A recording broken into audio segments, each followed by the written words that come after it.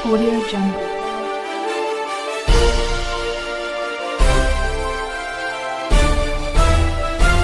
Audio Jungle. चीन पिछले एक दशक से लगातार अपने स्ट्रिंग ऑफ पर्ल्स के जरिए हिंद महासागर में भारत को घेरने की कोशिश कर रहा था।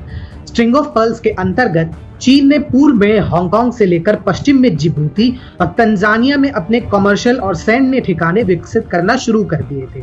दक्षिण एशिया में भी चीन ने श्रीलंका, पाकिस्तान और मालदीव जैसे देशों को अपने झांसे में फंसाकर यहां अपने रणनीतिक दृष्टि से अति महत्वपूर्ण बंदरगाहों और सैन्य ठिकानों को विकसित किया। पाकिस्तान का ग्वादर पोर्ट और श्रीलंका का हम्बनटोटा पोर्ट इसके सबसे प्रत्यक्ष उदाहरण है। हालांकि चीन जिस प्रकार स्ट्रिंग ऑफ पर्ल्स के जरिए भारत को घेरना चाह रहा था, अब भारत ने अपनी शानदार रणनीति और कूटनीति के अंतर्गत चीन को ही चारों ओर से घेर लिया है और आने वाले वर्षों में ये घेराव और ज्यादा मजबूत हो सकता है। 4 जून को भारत और ऑस्ट्रेलिया ने द्विपक्षीय वर्चुअल समिट के दौरान म्यूचुअल लॉजिस्टिक्स सपोर्ट अग्रीमेंट यानी MLSA पर हस्ताक्षर किए, जिसके बाद दोनों देशों को एक दूसरे के मिलिट्री बेसिस इस्तेमाल करने का अधिकार मिल गया है। अब खबर आ रही है कि भारत जापान के साथ भी ऐसा ही MLSA समझौता कर सकता है। इससे पहले भारत सिंगापुर, दक्षिण कोरिया, फ्रांस और अमेरिका के साथ भी इसी प्रकार लॉजिस्टिक सपोर्ट अग्रीमेंट पर हस्ताक्षर कर चुका है। अब एक नजर में देखा जाए तो भारत ने स्ट्रिंग ऑफ पर्ल्स के जवाब में दक्षिण कोरिया, ऑस्ट्रेलिया, फ्रांस, अमेरिका और सिंगापुर के सभी सैन्य ठिकानों तक अपनी पहुंच बना ली है।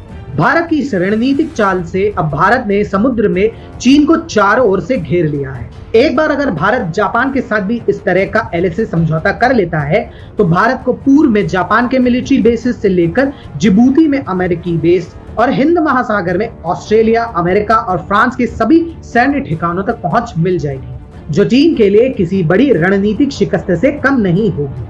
बता दें कि MLSA साइन होने के बाद दोनों देशों की वायुसेना और नेवी एक दूसरे देश के सैन्य ठिकानों को रसद, रिफ्यूलिंग, रख रखाव और सैनिकों को एक जगह से दूसरे जगह ले जाने के लिए इस्तेमाल कर सकती हैं। इससे दोनों सेनाओं को एक दूसरे के क्षेत्र में भी पेट्रोलिंग और मॉनिटरिंग करने में आसानी हो जाती है और उनकी पहुंच बढ़ जाती है।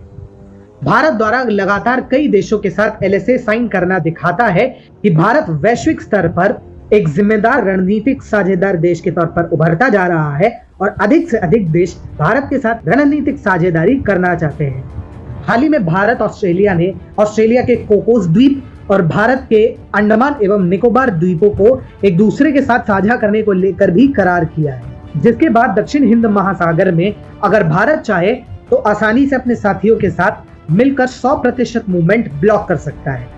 हिंद महासागर से चीन समेत कई दक्षिण पूर्व एशियाई देश अपना ट्रेड करते हैं। ऐसे में हिंद महासागर में भारत की स्थिति बेहद मजबूत हो गई है।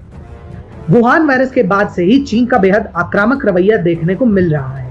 दक्षिण चीन सागर से लेकर हिंद महासागर तक चीन ने भारत और अन्य देशों के लिए बड़ी जियोपॉलिटिकल चुनौती खड़ी करने में कोई कसर नहीं छोड़ी है। इससे पहले पिछले वर्ष चीन ने भारत के एक्सक्लूसिव इकोनॉमिक जोन में भी घुसपैठ करने की कोशिश की थी, जिसके बाद भारत ने उसे भगा दिया था। अब भारत चीन को उसी की भाषा में जवाब देने के लिए उसे चारों ओर से घेरने का प्लान तैयार कर चुका है। स्पष्ट है कि समुद्र में अब चीन की गुंडागर्दी को लगाम लगने वाली है।